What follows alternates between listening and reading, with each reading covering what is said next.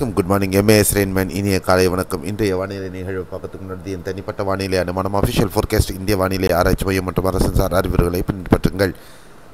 இந்த சேனலை நீங்கள் சப்ஸ்கிரைப் பண்ணலாம், சப்ஸ்கிரைப் பண்ணிவிட்டு பக்கத்தில் இருக்க பெல் ஐகான் தொட்டு ஆல் நோட்டிஃபிகேஷன் எனேபிள் பண்ணிக்கோங்க. இந்த வீடியோவை லைக் பண்ணிவிட்டு ஷேர் பண்ணிடுங்க.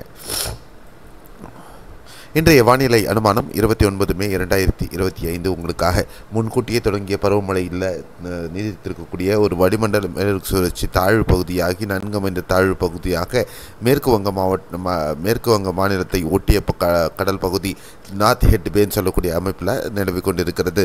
அதே நேரத்தில் அதனுடைய அட்சரேகையில், அதாவது இந்த பருவமழையினுடைய அட்சரேகை தொடர்ந்து எஸ்டாப்ளிஷ் ஆகிருக்கு. அதோடைய ட்ராஃப் அமைப்பு டிஆர்னு இருக்கும், அந்த அமைப்பு காணப்படுகிறது. அந்த அமைப்பு இன்னொரு ட்ராஃப் அப்படின்னு சொல்லக்கூடியது இந்த அட்சரேகையிலேருந்து கீழே வட கேரள பகுதிகள் வரலையும் மத்திய கேரள பகுதிகள் வரலுமே கூட நீண்டிருக்கிறது. இதன் காரணமாக இன்றும் பல மாநிலங்களில் கனமழைக்கான வாய்ப்பு இருக்குது. எங்கெங்கன்னு பார்க்கலாம். தமிழகத்தில் குறிப்பாக நாகர்கோவில், கன்னியாகுமரி, மாஞ்சோலை, மாவட்டங்களில் பரவலாக மிதமானது முதல் கனமழையும், திருநெல்வேலி மாவட்டம் தென்காசி பகுதிகளிலையும் மிதமானது முதல் கனமழையும், விருதுநகரின் மேற்கு பகுதிகளில் கனமழையும் பதிவாகிறதுக்கு வாய்ப்பு இருக்கிறது.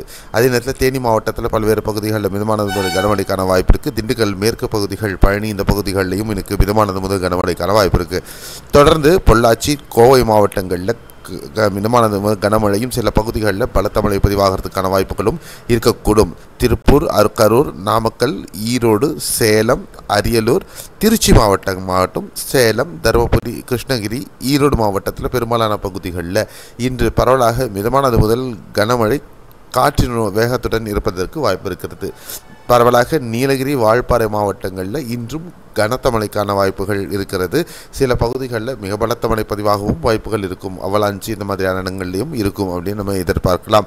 அதே நேரத்தில் வட மாவட்டங்களில் சென்னை, திருவள்ளூர், காஞ்சிபுரம், செங்கல்பட்டு ஆகட்டும், கடலோர பகுதிகள் ஆகட்டும், டெல்டா மாவட்டங்கள் ஆகட்டும், தென் மாவட்டங்களில் மதுரை, சிவகங்கை, புதுக்கோட்டை இந்த பகுதிகள், தூத்துக்குடி ஆகட்டும், மேகமூட்டத்துடன் ஒரு சில பகுதிகளில் தரைக்காற்றுடன் கூடிய ஒரு லேசான மழை பதிவாகிறதுக்கான வாய்ப்புகள் மட்டுமே இருக்கும் அப்படின்னு நினைக்கலாம். இது முற்றிலும் மழை இல்லைன்னு சொல்கிறதுக்கு பதிலாக ஒரு சில பகுதிகளில் மட்டும் இருக்குன்றதுக்கு நம்ம சொல்கிறேன்னா, இந்த உட்மாவட்டங்களில் பதிவாகக்கூடிய மழை மேகங்கள் நகர்ந்து வரும் பொழுது சில பகுதிகளில் பதிவாகிறதுக்கான வாய்ப்புகள் இருக்கும் அப்படிங்கிறது தான் இதோடைய யதார்த்தமான உண்மை.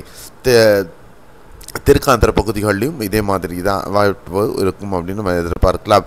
கேரளாவில் இன்றும் பரவலாக கனமழை இருப்பதற்கு வாய்ப்பு இருக்கிறது. குறிப்பாக இடுக்கி, பத்தனம்திட்டா மாவட்டம், வயநாடு, கோழிக்கோடு, காசர்கோடு மாவட்டம், வயநாடு ஆகிய பகுதிகளில் பலத்த மழைக்கான வாய்ப்புகளும் இருக்கிறது. அதே நேரத்தில் மைசூரின் மேற்கு பகுதிகள், கொடகு மாவட்டம், தட்சிண கன்னடா, மங்களூரு, உடுப்பி ஆகிய பகுதிகளிலும் கனத்த மழைக்கான வாய்ப்புகள் ரெட் அலர்ட் கூட இந்த இடத்துல சொல்லலாம், அந்த அளவுக்கு இருக்கும். இது காவிரி நீர்பிடிப்பு பகுதி அப்படிங்கிறதுனால நமக்கு காவிரி நீர்பிடிப்பு பகுதிகளில் வரக்கூடிய அணைகள் வேகமாக நிலவக்கூடிய சூழலும் காணப்படுகிறது. மற்றபடி பெங்களூரு உள்பட உட்புற கர்நாடக பகுதிகளிலையும் சரி, தெலுங்கானா, ஆந்திர பகுதிகளிலும் சரி பலவராக இன்று மிதமானது முதல் கனமழை பதிவாகிறதுக்கான வாய்ப்புகள் இருக்கும் அப்படின்னு நம்ம எதிர்பார்க்கலாம். இதுதான் இன்றைய வானிலை அறிக்கையினுடைய ஒரு சுருக்கமான பதிவு உங்களுக்காக. இந்த வானிலை நிகழ்வை பற்றின அப்டேட் உங்களுக்கு பிடிச்சிருக்குன்னு நினைக்கிறேன். கண்டிப்பாக லைக் பண்ணி ஷேர் பண்ணுங்கள். சப்ஸ்கிரைப் பண்ணலாம், சப்ஸ்கிரைப் பண்ணிவிட்டு பக்கத்தில் இருக்க பெல் ஐகான் தொட்டு ஆல் நோட்டிஃபிகேஷன் எனேபிள் பண்ணிக்கோங்க. மீண்டும் அடுத்த காணொலியில் சந்திக்கலாம். நன்றி, வணக்கம், பாய், see you, have a nice day.